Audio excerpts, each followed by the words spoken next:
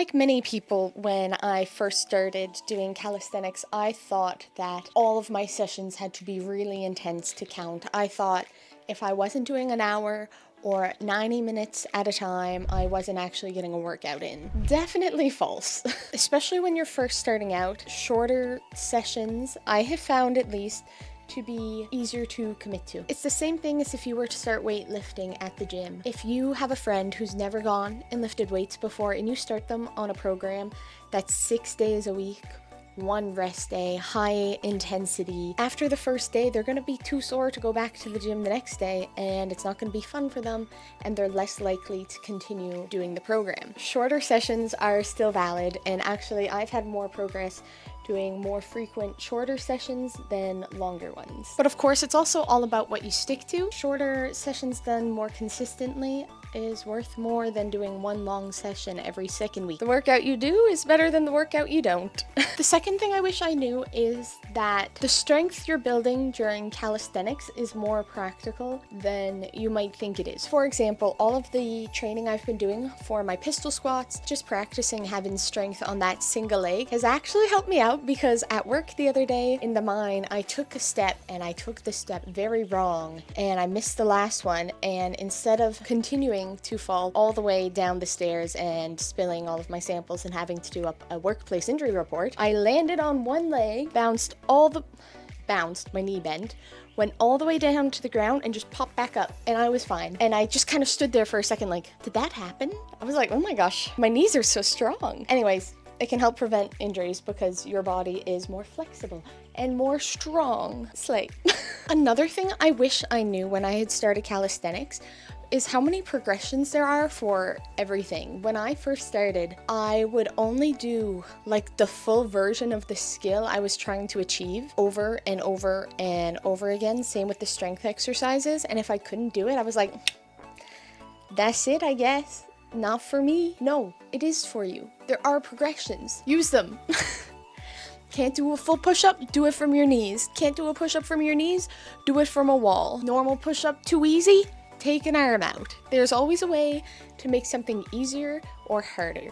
You can do it for more reps. You can do it for less reps. Reps, of course, being repetitions. There's other options. Just like you can pick up a lighter dumbbell at the gym, you can also choose an easier variation of an exercise.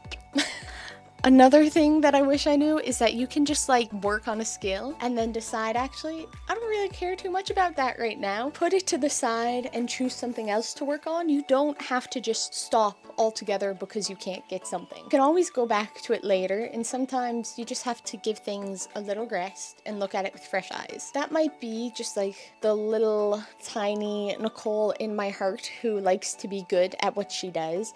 And when you can't get it right away, it's like, well, that's it, I guess. You're bad at it, can't do it.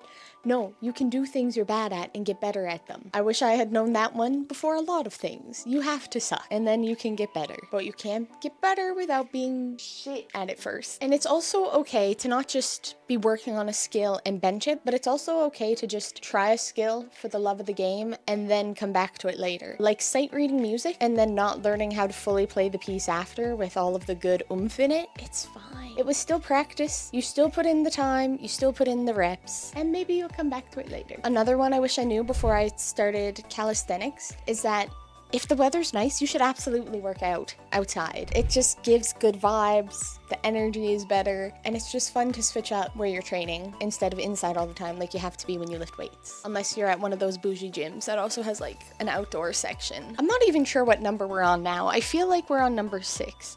This one's actually really important, okay? I wish I had come close. This one is important. I need you to take this one to heart, please. Please. If you take a single thing away from this, what I wish I had known before doing calisthenics or any training program was how important warming up actually is. Because when you are younger, you're like, I don't need to warm up. Like, okay, I did a couple jumping jacks, I'm good to go. Or like a 5-minute walk on the treadmill. Slay, let's go. And then you get older. And then you start to injure yourself. And then those injuries start to linger. And then you don't do anything about your lingering injuries. And since you don't do anything about your lingering injuries and you continue to not warm up, they all snowball together into a bigger injury or something more chronic and nagging, like I don't know, say a tennis elbow or some general aching in your joints. And you've definitely done some damage to your body that could have been prevented had you just taken 5 to 10 minutes and just warmed up. Even if it's a lighter progression of whatever move you're gonna do, I beg you, please warm up. You're less stiff, you can move easier. It's just altogether a good thing. It's boring, it sucks, I know. Please warm up.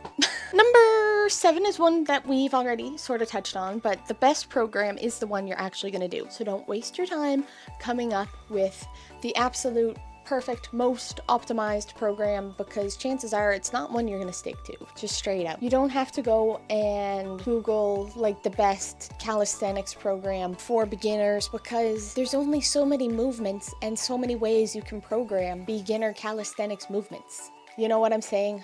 Ooh, it's gonna give you like 3 sets of 10 wall push-ups. If that's too easy, go down an incline.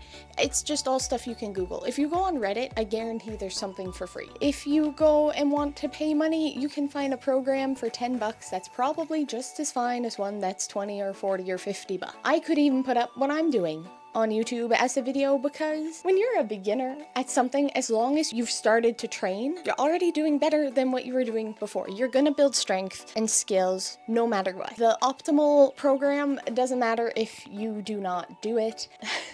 Whatever you do consistently is what is gonna get you results. Stop overthinking it, think less, do more.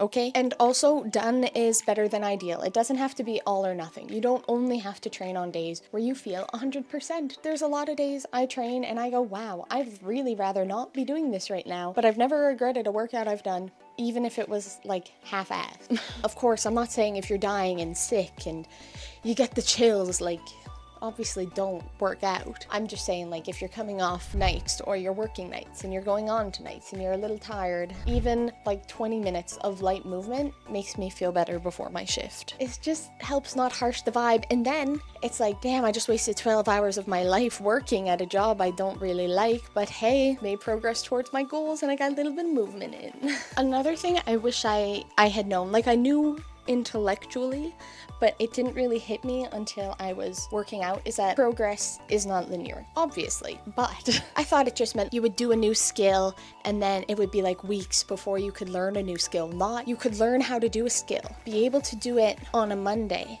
and then Wednesday comes around and you try it again and all of a sudden you can't do the skill.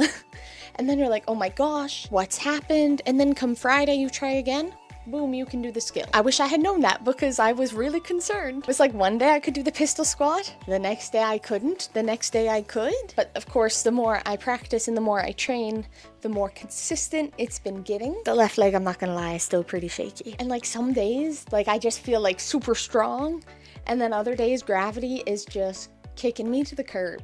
That's all I gotta say. It's like gravity's increased on my body tenfold. And I have to work twice as hard to do something that I could do super easy the day before. Same thing with push-ups. Some days I can rep them out pretty good now, and then other days, it's like I've never seen a push-up in my life. But on those days, I just hit the regressions, and then on the days where everything's good, I just enjoy and take advantage. So when they say progress isn't linear, that's what they mean.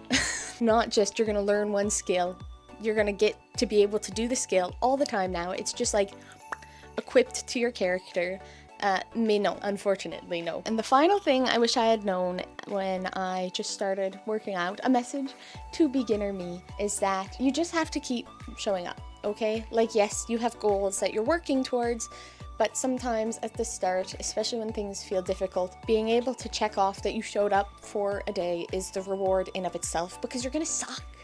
You're gonna be really bad, okay? It's not gonna be good. You're gonna fall on your face a whole lot. Since I didn't have the advice from before, you're gonna skip warm-ups and you're gonna hurt yourself. And then you're gonna have to take time off to rehab the fact that you hurt yourself. So take it easy. Take it easy and start just by showing up.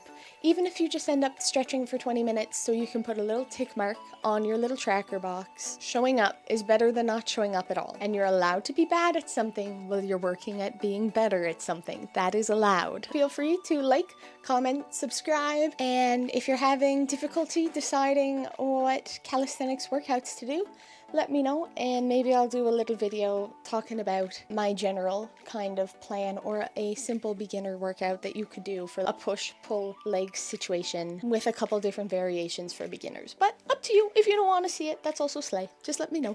And I will catch you in the next one. Goodbye.